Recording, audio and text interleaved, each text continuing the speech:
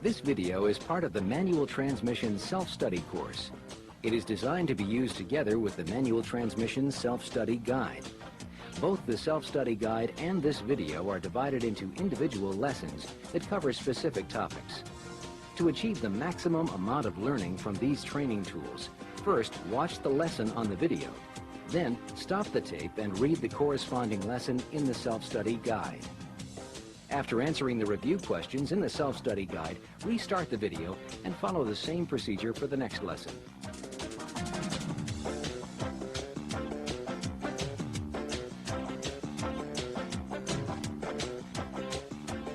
Today's Ford cars and trucks use the most advanced engines ever built. These engines are powerful, efficient, clean, and economical. However, even modern engines have limits.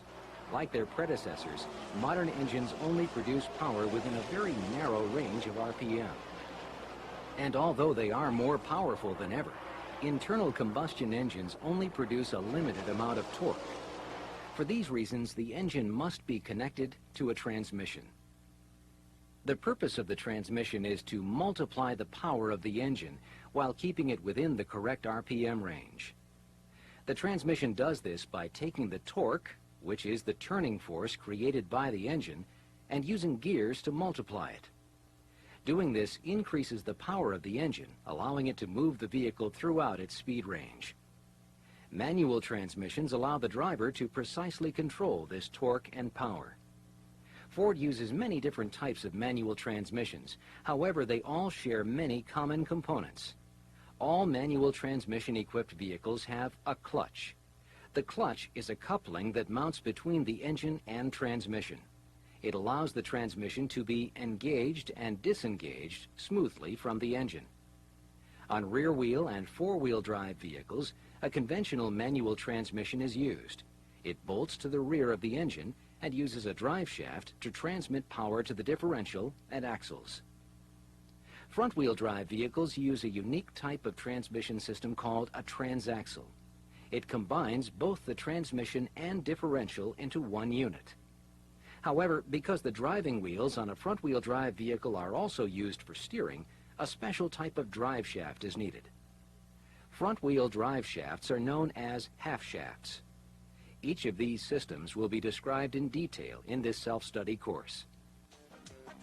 Stop this tape now and read Lesson 1 in your self-study guide. After answering the review questions, restart the tape and watch Lesson 2.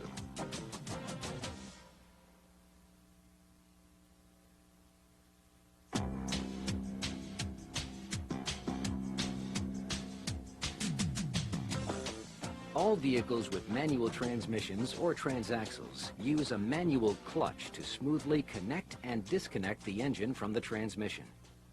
When the driver pushes down the clutch pedal, the clutch disengages. This disconnects the transmission from the engine. When the clutch pedal is raised, the engine and transmission are gradually engaged, allowing a smooth application of power to the driving wheels. This action is required because the torque of the engine must gradually be transferred to the wheels until the vehicle begins moving. The clutch also must be disengaged during shifting, or damage to the components of the transmission will result. The basic operation of a clutch is very simple. A friction disc is sandwiched between two driving discs. When the clutch pedal is pressed down, one driving disc is forced away from the other.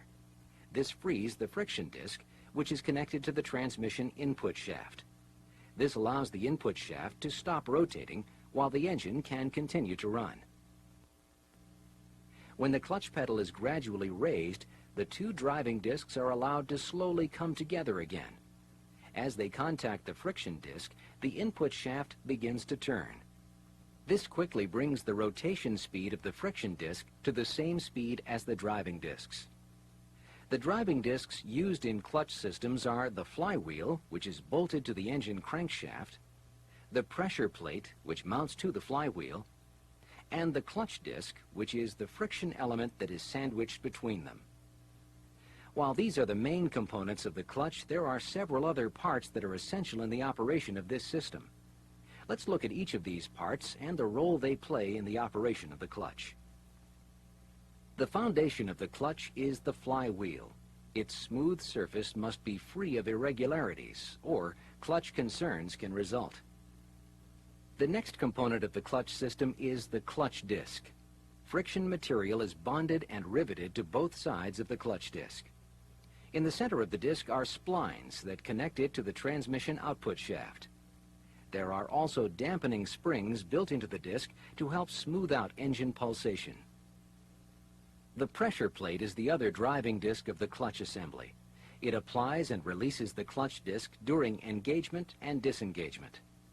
When the driver disengages the clutch by pressing down the pedal, the pressure plate is forced away from the flywheel, releasing the clutch disc. When the pedal is raised, the pressure plate is forced back against the clutch disc and flywheel by a strong return spring. The component that does the work of moving the pressure plate is the release bearing. This lubed-for-life bearing presses against the diaphragm spring fingers of the pressure plate, forcing the pressure plate away from the flywheel and releasing the clutch disc. Another bearing used on some vehicles is the pilot bearing. It is located in the center of the flywheel or in the end of the crankshaft. The pilot bearing supports the input shaft of the transmission and allows the crankshaft to rotate around the input shaft without turning it when the clutch is disengaged. The linkage between the clutch pedal and the release bearing is another important feature of the clutch. Ford uses cable and self-adjuster or hydraulic linkages to allow the clutch pedal to control the release bearing. This completes the Lesson 2 video presentation. For more detailed information on the clutch, stop the tape now and read Lesson 2 in your student reference guide.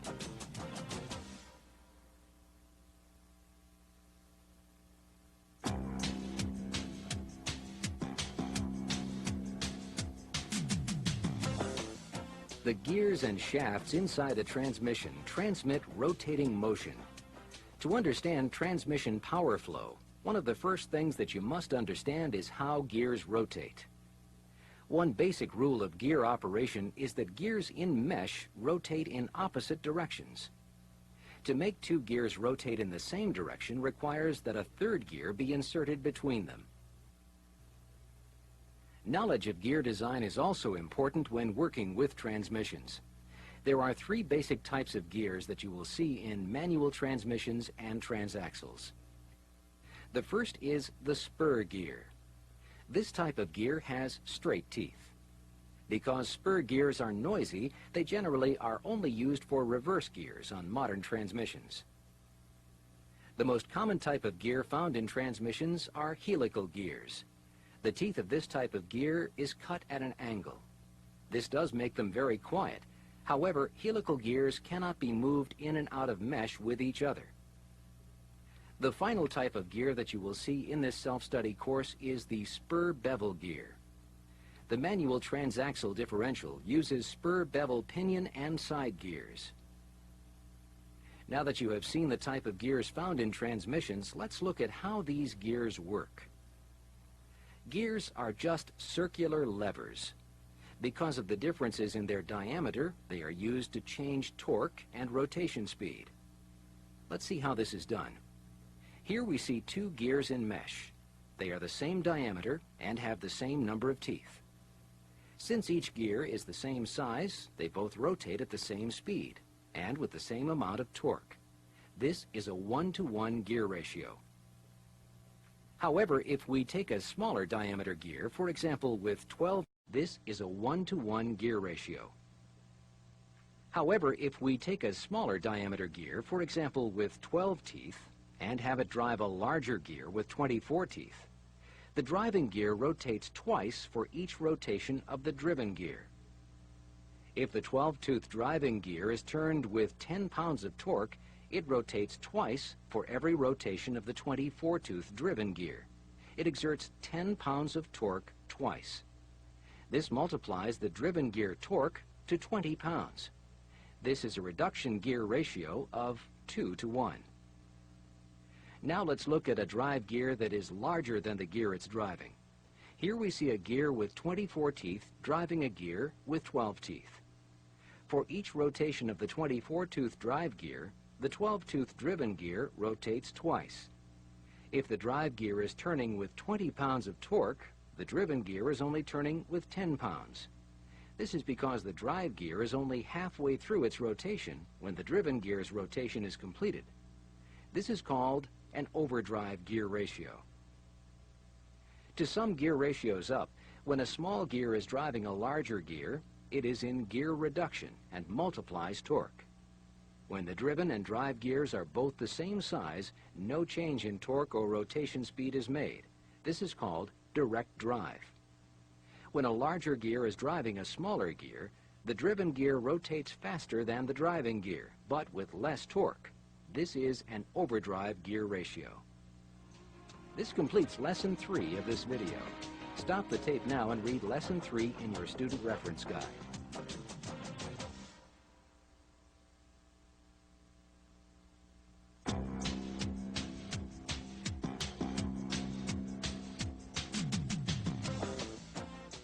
The manual transmission has been around for more than a century.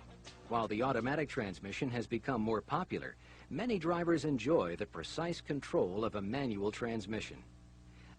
Manual transmissions are also popular on vehicles that are used for heavy loads. For this reason, it is important that you are able to diagnose and service manual transmission concerns. To be able to do this, you must first understand how manual transmissions work. Let's look at the operation of a basic transmission. To do this, we will build up a simple transmission using basic gears. When a manual transmission is in first gear, the small gear on the input shaft drives a larger gear on the counter shaft. This reverses rotation and provides a reduction gear ratio. The counter shaft then uses a small gear to drive the first speed gear on the output shaft. This provides an additional reduction gear ratio and also changes rotation back to the direction of the input shaft. The first speed gear then drives the output shaft. When the transmission is shifted into second, the same actions occur, only the ratio between the counter shaft and output shaft gears are changed.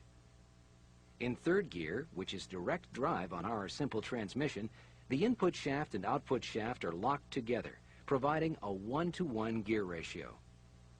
To get reverse, our simple transmission needs the addition of an idler gear between the counter shaft and output shaft gears. This reverses rotation of the output shaft, enabling the vehicle to back up.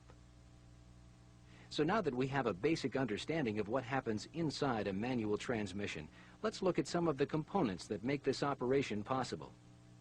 You'll recall that the majority of gears in a modern transmission are helical-type gears.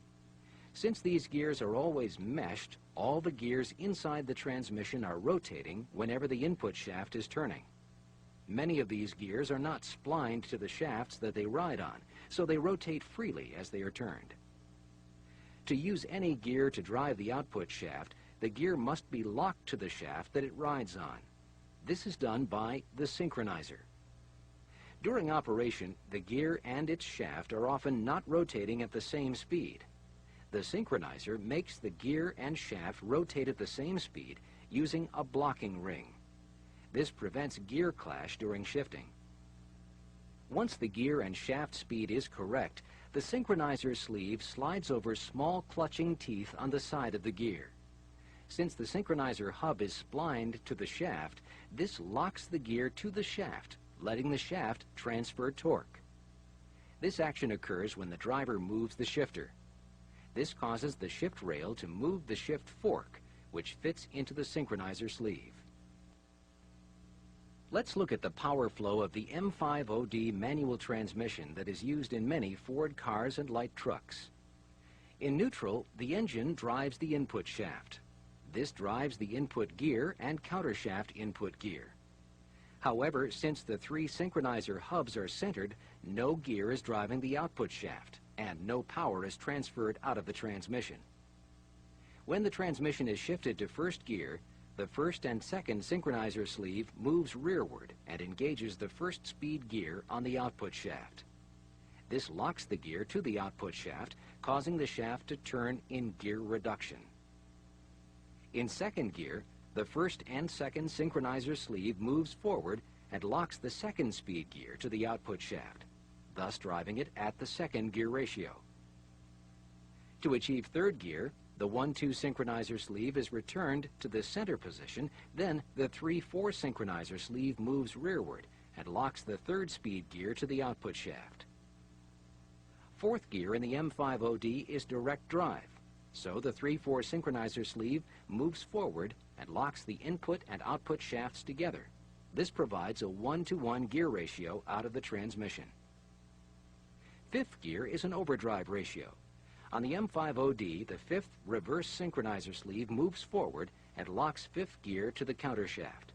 Since the fifth gear on the output shaft is splined to the shaft, the output shaft is driven at an overdrive gear ratio. For reverse, the fifth reverse synchronizer sleeve moves rearward. This locks the reverse drive gear to the counter shaft. Torque is then transferred to the reverse idler gear that is in mesh with both the drive gear on the counter shaft and the driven gear on the output shaft. The idler gear reverses rotation and drives the reverse gear on the output shaft and the shaft itself in reverse. This completes the video portion of Lesson 4. Stop the tape now and read Lesson 4 in your self-study guide. After answering the review questions, restart the tape and watch Lesson 5.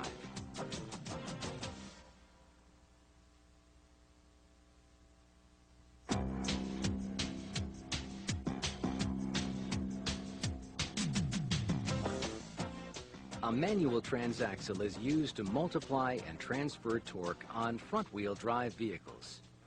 A transaxle combines the transmission with the differential. The transmission portion of the manual transaxle basically operates the same way as a conventional rear-wheel drive manual transmission. Shift forks and rails operate synchronizers, which in turn synchronize gear and shaft speeds. Once these speeds are correct, the synchronizer then locks the gears to the shafts and power is transferred. However, transaxles only have an input and output shaft. The counter shaft isn't needed since the differential corrects rotation direction as it transfers power to the wheels. Speaking of the differential, let's look at why it is needed and how it works. One of the functions of the transaxle differential is to transfer power to the half shafts, which in turn drive the front wheels. Another job of the differential is to allow the driving wheels to rotate at different speeds. This action is needed because the driving wheels travel different distances during turns. You see, during a turn, the outside wheel must travel farther than the inside wheel. For this reason, the wheels must be able to rotate at different speeds. The differential allows this action using gears that not only transmit power, but also allow for wheel speed variations. Let's look at how this is done. The differential ring gear receives power from the smaller output gear, driving it in a reduction gear ratio. The ring gear is attached to the carrier assembly. The carrier is a housing that contains the side gears, which attach to the half shafts, and the pinion gears, which ride on the pinion shaft. When the vehicle is driving straight ahead, the ring gear drives the carrier. This transfers power to the pinion gear set, which, as long as both wheels have the same amount of traction, transmits the power equally to the side gears and through them to the half shafts and wheels. However, once a vehicle enters a turn, the outside wheel must travel faster, while the inside wheel must travel slower. This action is allowed because the pinion gears can rotate on their shaft. The pinion gear rotation allows the side gear on the outside wheel to rotate faster than the carrier, while the wheel on the inside is rotating slower than the carrier. This can occur because the pinion on the inside walks around the side gear. However, there is a drawback. Transaxles have conventional differentials. This means that each drive wheel receives the amount of torque required to turn the wheel with the least traction. So if one tire is spinning in mud or snow and the other tire is on dry pavement, the vehicle will still not move. This occurs because the carrier pinions walk around the side gear with the most resistance, while the wheel that is spinning gets all the power. For more detailed information on transaxle operation, diagnosis, and service, stop the tape and read Lesson 5 in the Self-Study Guide. After completing the review questions, restart the tape and view Lesson 6.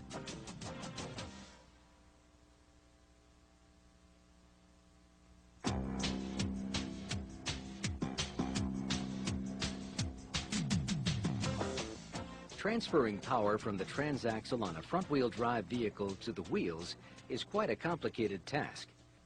This is due to the fact that the wheels not only must be able to respond to suspension action, but also must be able to turn in order to steer the vehicle. This power transfer is accomplished using special drive axles called half shafts. The half shaft uses constant velocity, or CV joints, to allow for the length changes and steering angles of the driving wheels. There are basically two types of CV joints. The inner CV joint allows for all the length changes and some of the angle changes, while the outer CV joint allows for the rest of the angulation that is needed for smooth power transfer. Let's look at each of the components of a typical half shaft.